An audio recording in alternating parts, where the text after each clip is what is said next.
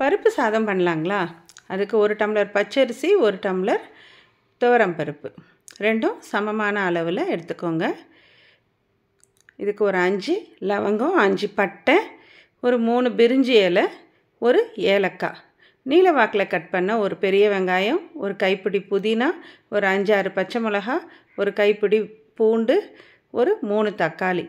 தக்காளி இப்படி மேலே லேசாக கீனி மட்டும் போட்டுக்கோங்க. பருப்போடு போடுறதுனால பருப்பு சமயத்தில் வேகாமல் இருக்கும் அந்த புளிப்புக்கு. இப்போது துவரம் பருப்பையும் பச்சரிசியையும் ஒன்றா போட்டு நல்லா கழுவி எடுத்து கொஞ்ச நேரம் ஊற விட்டுடுங்க. இப்போ குக்கர் வச்சு தாராளமாக கொஞ்சம் எண்ணெய் ஊற்றிக்கோங்க.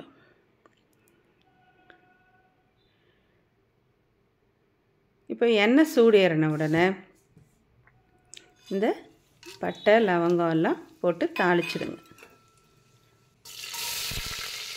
அது பொரிஞ்ச உடனே பூண்டு போடுங்க, அப்புறம் பச்சை மிளகாய் போடுங்க.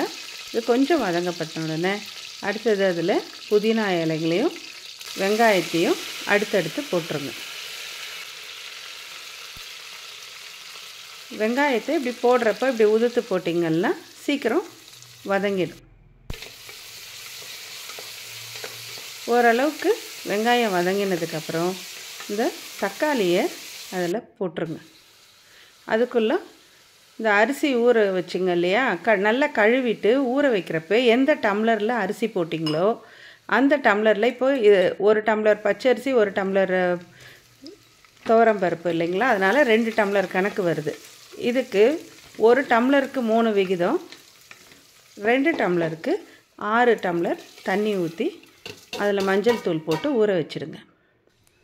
இப்போ தக்காளியும் போட்டு அது கொஞ்சம் வதங்கினதுக்கப்புறம் இந்த ஊற வச்ச அரிசியை அதில் தண்ணியோடு அப்படியே கொட்டி உப்பு போட்டு ஒரு 8 விசில் வர்ற அளவுக்கு வேக விட்டுருங்க. அதில் 1 ஸ்பூன் நெய் போட்டு கலந்து எடுத்திங்கன்னா உங்களோட சுவையான பருப்பு சாதம் ரெடி.